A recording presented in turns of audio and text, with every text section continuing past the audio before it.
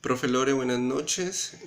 En esta oportunidad vamos a hablar acerca de dos competencias que debemos tener como docentes de educación física. Una es la competencia comunicativa y la otra es la competencia de motivar a nuestros estudiantes para el aprendizaje.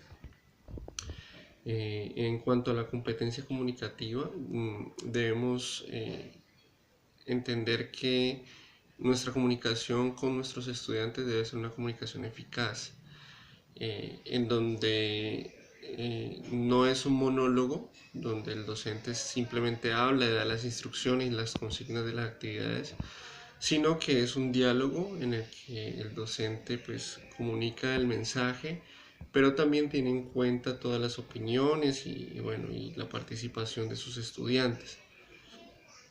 Debemos tener en cuenta también tres problemáticas que hay alrededor del tema de la comunicación. La primera de ellas es el canal comunicativo y hace referencia a, como al medio en el que se desenvuelve esa comunicación. Entonces debemos cerciorarnos que el medio en el que nos vamos a comunicar con nuestros estudiantes sea un medio adecuado, donde no haya mucho ruido, donde haya una buena iluminación, que sea un espacio no tan grande porque se puede perder, por las distancias se puede perder el mensaje y los estudiantes no pueden escuchar. Y también que tiene que ser un espacio ameno, con una buena temperatura, para que el mensaje pueda ser claro para ellos. Otra problemática es el código lingüístico, y esto hace referencia a que a veces como docentes nosotros hablamos y creemos que la gente nos entendió la forma en como lo decimos, ¿no? Entonces esto puede ser un problema porque tal vez nuestros estudiantes no entiendan esa manera en la que hemos dado la consigna y queden perdidos pues y no sepan qué actividad se debe realizar. Y la tercera problemática es la comunicación afectiva.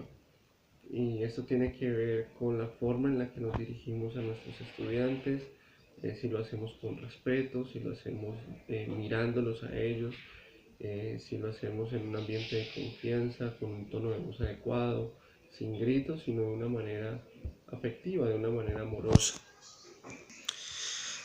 A la hora de llevar la comunicación al campo práctico, eh, debemos tener en cuenta o saber que hay varias formas de comunicarnos con nuestros estudiantes. Una de ellas es a través del medio auditivo, que es de forma oral, dando las consignas, explicando pues las actividades, describiendo las actividades de forma oral.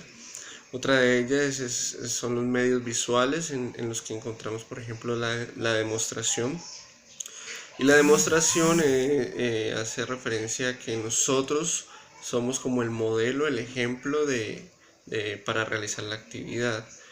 Eh, Esto es discutido por algunos autores porque ellos plantean que de esta manera de pronto no se le permite al estudiante como dar soluciones a ciertas problemáticas que se pueden dar durante la clase, sino que pues a través de la demostración nosotros le estamos dando la solución a esas problemáticas. También se pueden utilizar representaciones gráficas en los tableros, pues en los tableros con dibujitos o marcadores, videos también de cómo ejecutar actividades, de cómo se ejecuta un gesto técnico, por ejemplo, y medios kinestésicos táctiles.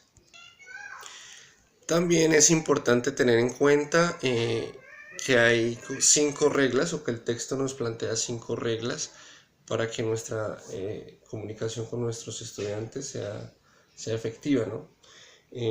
La primera regla dice que es captar la atención, y yo pues de pronto estudiándolo un poco más, este es en el momento de acogida, donde los estudiantes llegan a la clase y nosotros les vamos a explicar lo que vamos a hacer, los objetivos que vamos a tener durante la clase y las actividades que vamos a realizar.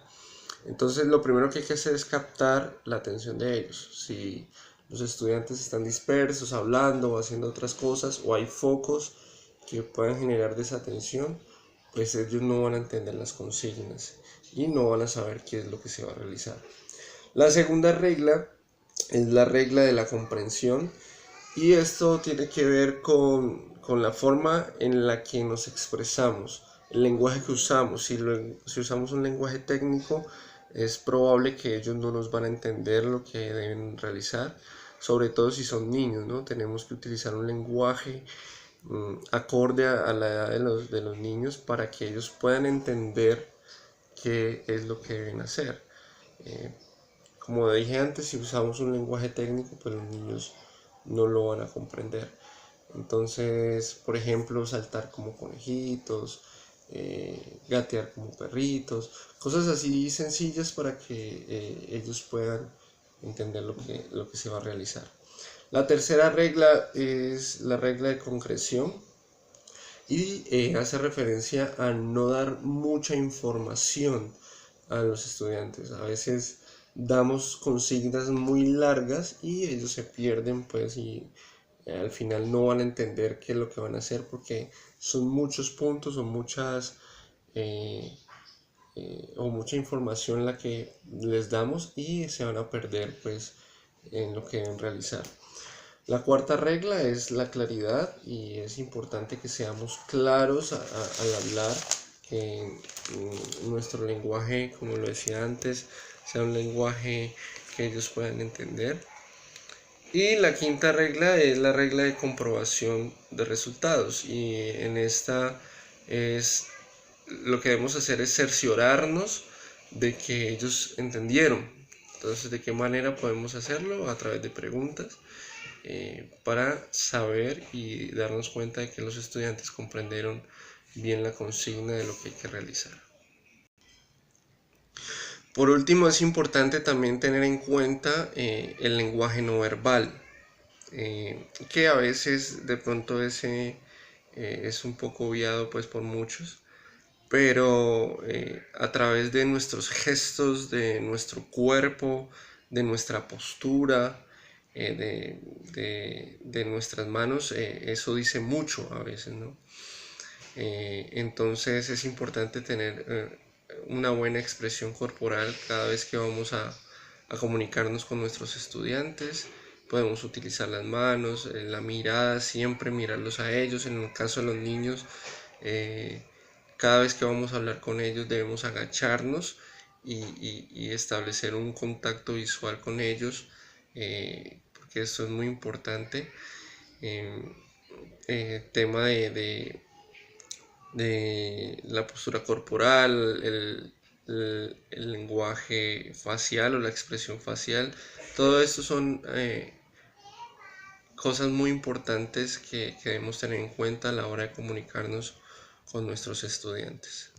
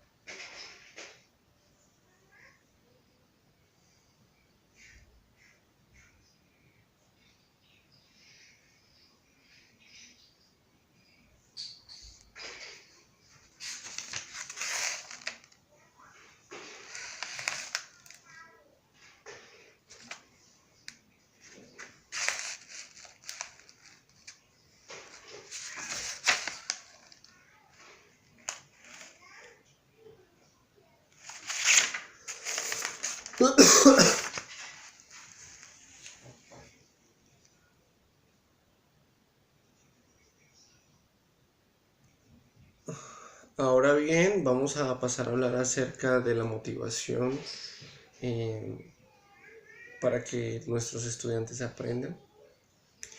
Y bueno, el texto plantea que muchos docentes como que le echan la responsabilidad de la motivación al estudiante, ¿no?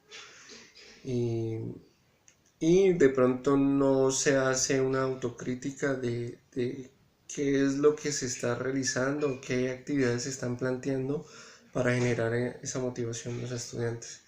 Entonces se habla de una motivación extrínseca y otra intrínseca. Y bueno, la primera tiene que ver con una motivación de algo externo, ¿no? De un premio o un castigo que tiene que ver más con el modelo pedagógico conductista. Entonces, el estudiante va a realizar las actividades no porque realmente se sienta motivado, sino porque hay una nota de por medio, hay un castigo tal vez de por medio. Y en cambio en la motivación intrínseca, eh, el estudiante va a tener una motivación que va a salir de su interior y no de algo externo. Es decir, que él va a querer y va a anhelar realizar las actividades porque le gustan o porque va a conseguir un beneficio a través de ellas. Y esto va más con un modelo humanista y un modelo sociocognitivista. Eh, en el modelo sociocognitivista también se tiene en cuenta pues todo el tema del contexto social, contexto familiar, contexto escolar, que apunta que el sujeto, como lo decía anteriormente, su deseo de aprender nace de ese beneficio que él siente que va a adquirir a través del aprendizaje. Y esta es como la motivación que debemos generar en nuestros estudiantes. Para lograr esto debemos tener en cuenta tres percepciones que nos plantea el autor del libro. La primera es la percepción del valor, y esto tiene que ver con que el estudiante entienda o comprenda para qué le sirve lo que está aprendiendo. Cuando un estudiante tiene claro el para qué le sirve o por qué o cuál es el objetivo de la actividad que está realizando y en qué situación de su vida cotidiana lo puede aplicar, esto va a generar una motivación en él. Por otra parte, la percepción de la competencia, es decir, que el estudiante se sienta capaz de realizar las actividades. Cuando ahí eh, está como este deseo o esta comprensión de que él puede realizar la actividad, pues hay como esa motivación. Y la tercera es la percepción de control, y tiene que ver con que el estudiante se sienta en la capacidad de poder acabar la actividad y poder pues tener como el control de esto. Llevándolo al campo práctico, me gustó mucho lo que dice el autor cuando dice, lo voy a leer textual, dice: los profesores pueden influir en la motivación de sus alumnos si actúan sobre su autoestima, la creación de contextos de aprendizaje estimulantes y su dedicación a las tareas. Me parece muy importante esto porque cuando uno genera de pronto un ambiente adecuado, eso estimula a los estudiantes. Cuando uno los motiva y los hace sentir bien, ellos se sienten como sienten agradables, se sienten cómodos, y esto los lleva a realizar las actividades de una manera más asertiva. También cuando uno genera actividades que les estimulen, que les reten, que les apasionen, pues también esto genera motivación en ellos. Y es importante que nosotros podamos ayudarles a ellos a tener éxito en sus primeros aprendizajes. Eh, Como generar o propiciar que los estudiantes le cojan amor pues a la clase de educación física, y eso es un tema ya que tenemos que pensar a través de la planeación, pero que ellos tengan una buena experiencia, una experiencia positiva en sus primeras clases, pues va a generar mucha motivación en ellos. También el hecho de que nosotros podamos generar un interés por el tema que vamos a trabajar durante la clase es un estimulante para ellos. Si, como lo decíamos antes, ellos ven que eso que van a aprender durante la clase les va a servir en diferentes contextos de su vida, entonces para ellos va a ser estimulante. Si ellos ven que eso les va a aportar para otras asignaturas o que las actividades que vamos a realizar allí eh, les van a brindar un beneficio, pues ellos van a estar muy asertivos. Por otra parte, valorar lo que hacen, cada avance que ellos tengan, poderlo reconocer, poder felicitar, poder reforzar de alguna manera positivamente, eso para la autoestima de los estudiantes es muy beneficioso. Y también darles el derecho pues a equivocarse. Es importante que ellos sientan la libertad de equivocarse y que no se les va a juzgar por eso, sino que es una oportunidad para aprender también. En el tema de la evaluación también debemos generar un ambiente propicio en el que podamos evaluar con el objetivo de que ellos aprendan, ¿no? De que ellos identifiquen qué cosas deben fortalecer y no una evaluación para juzgar o para hacer sentir mal o para corchar, si de alguna manera lo podemos llamar, sino para que ellos identifiquen qué cosas deben fortalecer y qué cosas deben trabajar más. Es una buena manera de motivarlos a ellos y favorecer pues todo el tema de trabajo operativo, de las relaciones entre ellos, de poderse ayudar los unos a los otros, es algo que a ellos también les va a motivar mucho. Entonces, en estas dos competencias, tanto en la comunicativa como en la emotiva, de la motivar a los estudiantes, es importante que nosotros trabajemos de una manera adecuada para que las clases nuestras sean pues de cierta manera exitosas. Muchas gracias, profe, que Dios te bendiga.